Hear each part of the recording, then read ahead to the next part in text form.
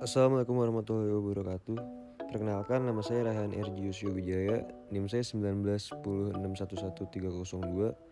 Saya dari kelas B akan menjelaskan tentang sumber-sumber hukum internasional. Pengertian sumber hukum internasional merupakan berbagai materi, kebiasaan, atau asas yang mengandung atau menjelaskan aturan-aturan hukum internasional.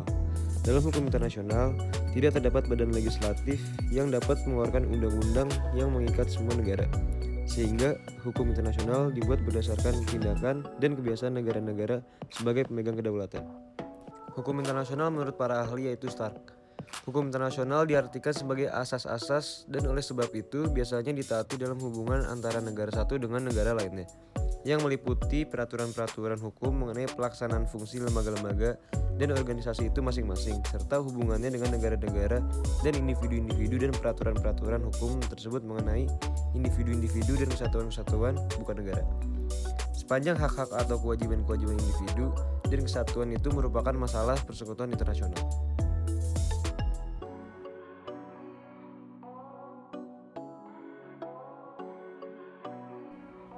Sumber hukum internasional digolongkan menjadi dua bagian, yaitu ada berdasarkan doktrin dan berdasarkan sifatnya.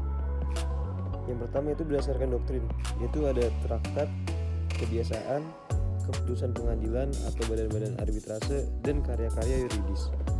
Dan untuk berdasarkan sifatnya terbagi menjadi dua, yaitu sumber hukum subsidiar dan sumber hukum primer.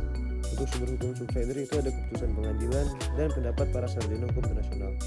Dan yang untuk sumber hukum primer itu ada perjanjian internasional, kebiasaan internasional, dan yang terakhir ada prinsip hukum umum.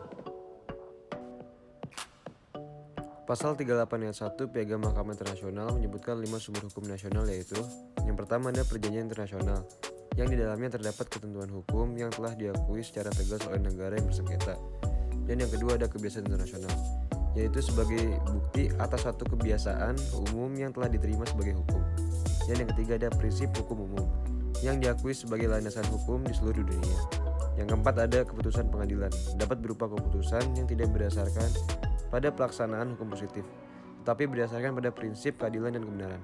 Dan yang terakhir ada ajaran para ahli atau sarjana, yang seringkali dikutip untuk memperkuat argumen mengenai kebenaran dari suatu norma hukum.